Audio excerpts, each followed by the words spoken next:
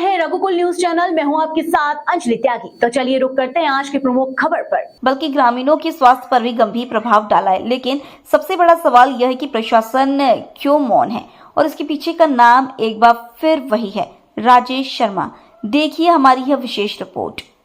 यह है ग्राम पंचायत बरखेड़ा नाथू का वो इलाका जहां अवैध रूप से संचालित यह स्टोन क्रशर ग्रामीणों के लिए बड़ा सिरदर्द बन चुका है। यहाँ के लोगों का कहना है कि दिन रात उड़ती धूल और शोर से उनका जीवन नर्क बन गया है, और इस सबके पीछे है एक बड़ा नाम, राजेश शर्मा। ग्रामीण का बयान। बच्चों को सांस की बीमारी हो गई है, घर से बाहर निकलना मुश्किल हो गया है। प्रशासन से कई बार शिकायत की लेकिन कोई सुनवाई नहीं हो रही है। ग्रामीण 2, यह सब रसूखदारों के संरक्षण में हो रहा है, हमारी आवाज कोई नहीं सुनता। ग्रामीणों का आरोप है कि इस अवैध क्रशर का संचालन पूर्व मुख्य सचिव इकबाल सिंह बेस के करीबी बिल्डर राजेश शर्मा कर रहे हैं। राजेश शर्मा वही व्यक्ति है जिनके ठिकानों पर हाल ही में आयकर विभाग ने छापे मारे थे। इन छापों में उनके पूर्व मुख्य सचिव से करीबी संबंधों के दस्तावेज भी सामने आए थे। यही नहीं, उनके प्रदेश के अन्य रसूखदारों से गहरे संबंधों का भी लगातार खुलासा हो रहा है। यह मामला इतना गंभीर हो चुका है कि इसे विधायक दिनेश गुर्जर ने विधानसभा में भी उठाया, लेकिन सरकार की ओर से कोई संतोषजनक जवाब नहीं दिया गया। ग्रामीणों का कहना है कि बड़े रसूखदारों की वजह से प्रशासन इस पूरे मामले पर चुप्पी साधे हुए है। यह क्रशर रसूखदारों के दबाव में चल रहा है, हमारी कोई सुनवाई नहीं हो रही है।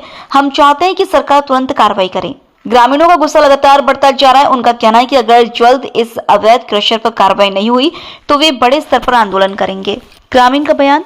हम सड़क पर उतरेंगे, अब और बर्दाश्त नहीं करेंगे। सरकार और प्रशासन को हमारी आवाज सुननी ही पड़ेगी। तो सवाल यह है कि क्या राजेश शर्मा जैसे रसूखदारों के सामने प्रशासन और सरकार हमेशा झुकती रहेगी?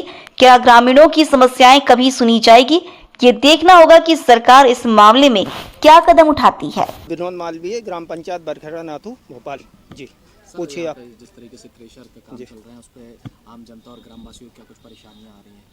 बहुत परेशानी है, तो शुरू से ही जी परेशानी तो हमेशा रही है, क्योंकि हैवी ब्लास्टिंग होती है जो सरकार की तरफ से रोक है, फिर भी ब्लास्टिंग हो रही है।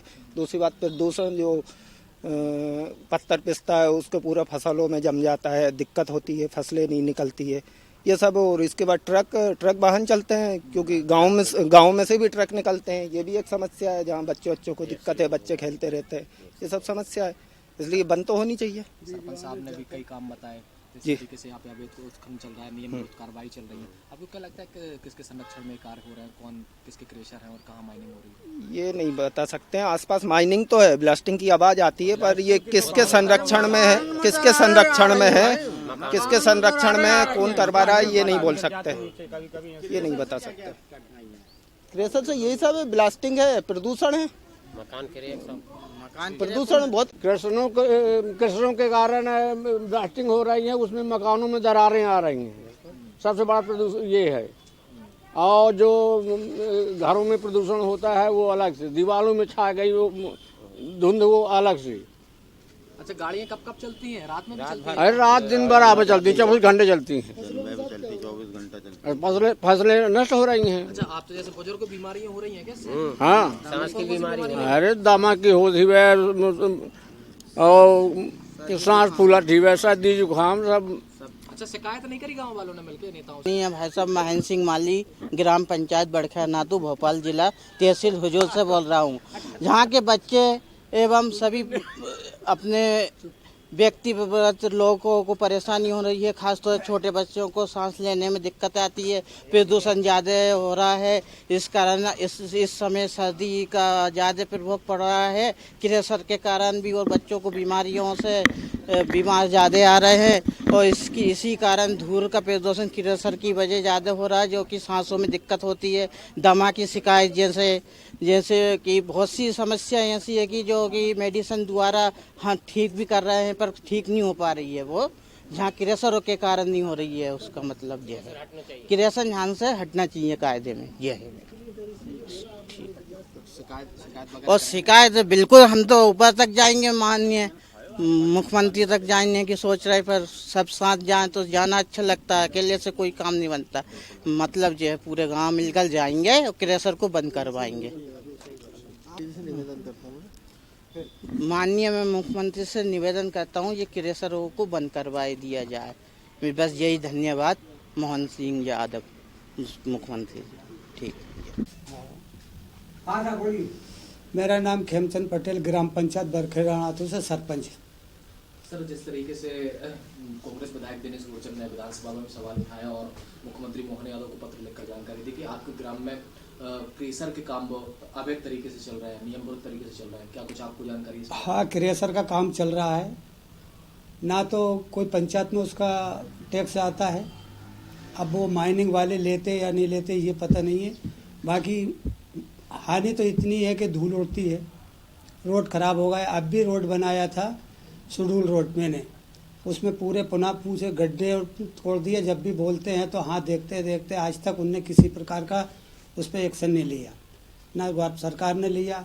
अब माइनिंग क्या पैसा लेती, उनसे लीज का क्या नहीं जमा करवाती ये पता नहीं। मैं गया टैक्स के लिए तो कहले हमने खनिज को पहले ही एडवांस दे चुके, तो मैं वापसी आ गया। उस दिन से मैंने उनसे बात भी नहीं करा, कुछ भी नहीं। अब वो एक तो धूल पानी डालना चाहिए उनको, सबसे पहले क्रेशर चलाते हैं तो उसका पानी का नियम है। धूल, कॉलेज है, स्कूल है, आबादी भी है, किसानों की ज़मीन भी आसपास लगी हुई है। उसमें क्रेशर वाले से आप बोलते हो, मैंने भी जाके 1-2 मरतबा बताया लेकिन उनने नहीं सुना, तो मैंने भी बंद कर दिया। मैंने आगे कानून कार्रवाई के लिए आगे बढ़ा दिया। अब क्या एक्शन लेती है सरकार, क्या करती है, ये सरकार के ऊपर निर्भर करता है। मैंने लेटर दिया भी है। और अस्थमा का बीमारी भी बहुत है, पास में कॉलेज लगा हुआ, बिल्कुल भी क्रेशर से लगा हुआ ही है कॉलेज। स्कूल भी यहाँ से 200 या 300 फीट मान के चलो, स्कूल भी है, बस्ती भी है। रोड देखो आप चल के, रोड का कैसा उसको कर दिया। अब भी बनाया था मैंने 2023-22 में बनाया, 23 में बनाया था, 22-23 में। पीछे रोड बेकार हो गया। 14 लाख की लागत से उसको मैंने बनाया था करके।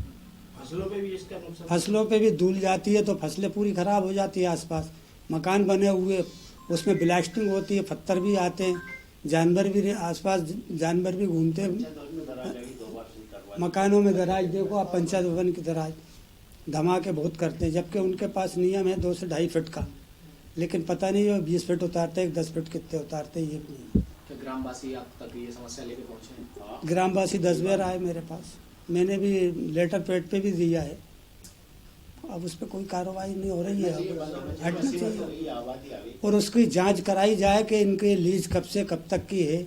आज तक ग्राम पंचायत से कोई लीज नहीं लिया उनने, ना प्रस्ताव लिया, ना मुझसे बात करा। मैं 2022 से हूँ अभी सरपंच यहाँ, लेकिन किसके क्रेशर चल रहा है? अब ये क्रेशर बंटी सूद का सुनते हैं। परमानंद का तो उधर कलखेड़े में लगभग उधर से ही उसका होता है, लेकिन एक है अपने यहाँ बंटी सूद। किसके संरक्षण में क्रेशर चलाए जा रहे हैं, कुछ जानकारी? नहीं, इसकी मेरे पास कोई जानकारी रमेश शर्मा है, कौन है, अभी जिनके सोना पकड़ा है? नहीं, वो तो ये तो बंटी सूद के, उसका वो अलग, ये क्रेशर का बात है। सर, आप जनपद जिला पंचायत बिल्कुल इसके दिया मैंने, क्या कुछ कार्रवाई भी करा, इसके लिखित में भी दिया था मैंने, कोई सुनवाई नहीं हो रहा।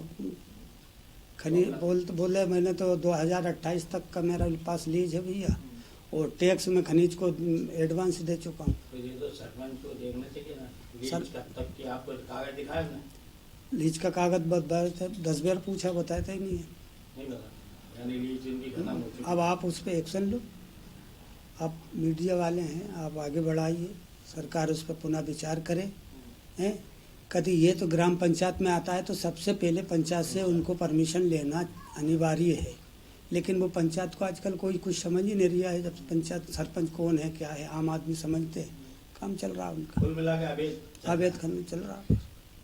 तो अगली कार्रवाई क्या होगी, क्या कुछ क्या ग्रामवासियों के साथ बंद होना चाहिए, पूरा ग्रामवासी तैयार है इस बात पे।